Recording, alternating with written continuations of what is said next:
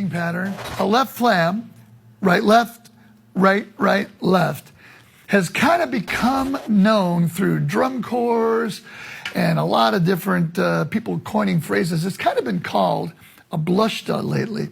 But I have to tell you my story with hearing that lick, what I thought was the first time. One of my drum heroes, Vinnie Colaiuta, was playing at a club called the Flying Jib in Encino, California, 1982. And I heard him putting that fill in.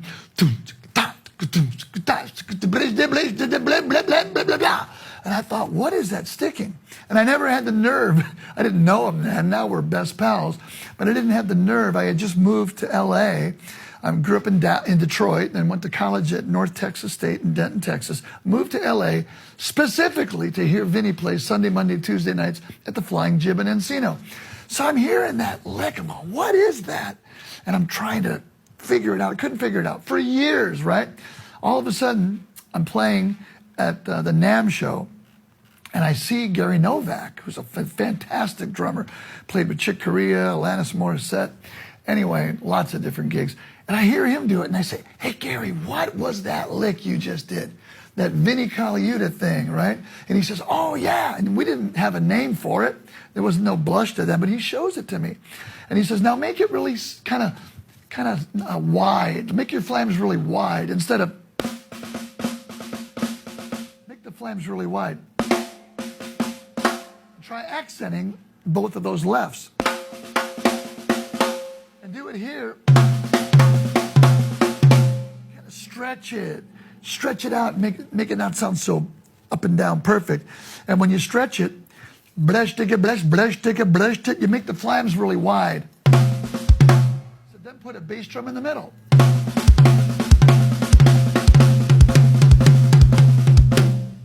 Well, I love double pedals, so I thought, well, I could put two bass drum, two right, left in the middle.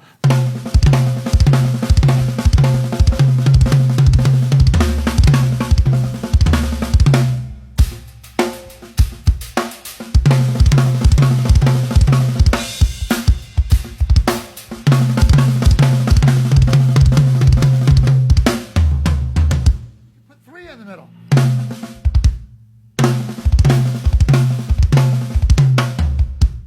Well, time marched on, and I was talking to Steve Smith. And Steve Smith says, yeah, that lick, Vinnie Colaiuta and I, when we were at Berklee School of Music in the 70s, we pulled that from Tony Williams. Everything relates, right? Everything goes back. You know, Tony Williams with Miles when he was 17, and especially later on the Lifetime album and Believe It, those albums, Ego, you'd hear him doing the ride. Fast bebop.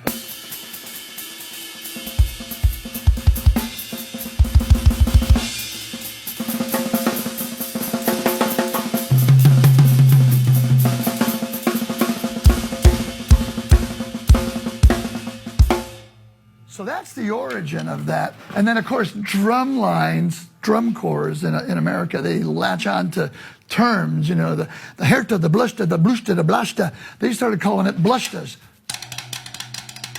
And I remember doing a clinic in Russia once, in Moscow. And I said, you know, I have been calling these, and a lot of people have been calling them blushtas, but I think with the Russian accent, it's going to work better if I sing something and you say it back. So I said, 1, 2, 3, blushta, blushta, blushta, blushta, blah. Let's hear the audience. It was perfect. Blushta, blushta, blushta, blushta, blah. And then they got everyone. Blushta, blushta, blushta, blushta, blushta, blushta, blushta, blushta, blushta. It was like Nostrovia. Yeah, you know, spicibo. It worked. It was like the Russian. It was there. It's kind of that, if you can say it, you can play it. I remember going to an Ed Shaughnessy clinic years ago. I think it was 1978. And he said, if you can say it, you can play it. And a lot of people need to say drum fills, licks, ideas, grooves before they play it. Because once you can say it, it's in here. And that's what really counts, is when it's in here. Up here and in there. Blush to blush to the blush to blush to the blush to blush to blah. Blush to blush to blush to blush to blah. So let me break that lick down for you. Whether you call it a blushta or it's the Tony Williams Lifetime lick, or you heard Vinny Colaiuta do it, or Gary Novak do it. Wherever you've heard it, let me break it down. And it's really simple. It's just a left flam, and I prefer left flams for the Tony Williams blah blah blah blah blah blah blah blah blah blah blah blah blah blah blah blah blah blah blah. I don't know why. I just prefer on those kind of improv things doing left flams. But this happens to be the way I do it anyway, a left flam, which is the right stick hits first and it's low, and the, from rudimental days, right stick 1 inch off the snare drum, left stick at a 90-degree angle. Now prepare. Okay, I'm preparing. I hit that right stick first because it's low, it should be soft, and the left one at the 90-degree angle should be loud.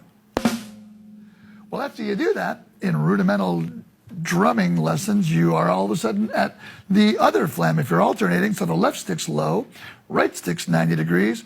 Prepare, I'm preparing, flam. Prepare, flam. So we're just going to deal with the left flam. So right stick's 1 inch off the drum head, left stick's 90-degree angle. Right after that, it's a right, right, left. And that's it. But like anything, the accents, that's how you get it to have a feel. You can't just sound like vanilla blip, by playing the right sticking. What you do is you accent the left.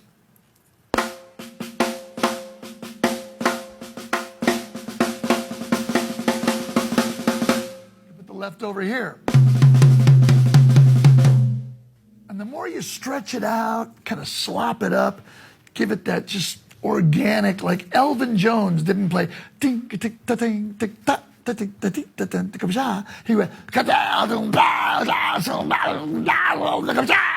and he always talked and sang like while he was playing. And that is the feel, that greasy kind of blesh da blesh da blesh instead of blah tick it up blah tick it up. I try to tell people to start with groups of 5. If you took dotted eighth notes, 1 and 2 and 3 and 4 and 1 and 2 and blop. The 5 would be the blop. 1 E and a 2 E and a 3 E and a blop. Blush da blush da blush da blush da blop. So there's 4 blush das and a blop. 1.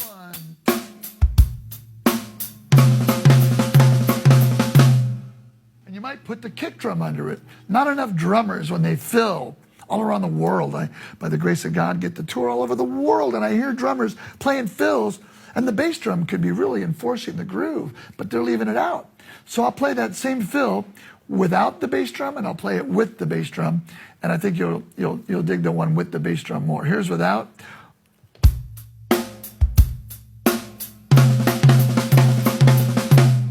Here's with.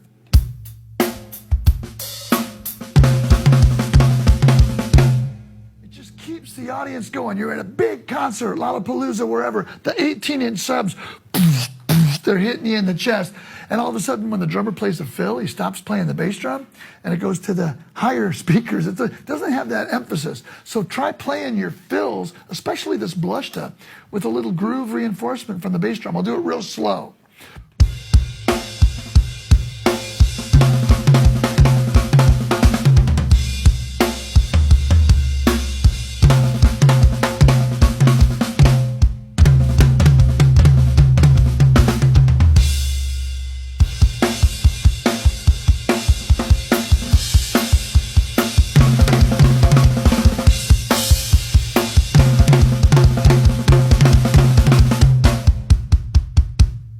Reminiscent of this.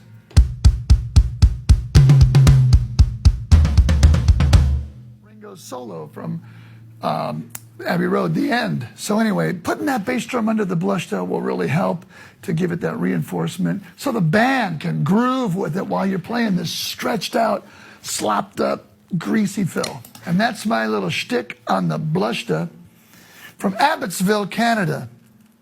Abbotsford, Canada. I'm messing with you. I hear Stanton Moore calls it Abbotsville. So it's Abbotsville to us, but it's Abbotsford to you. And don't go away.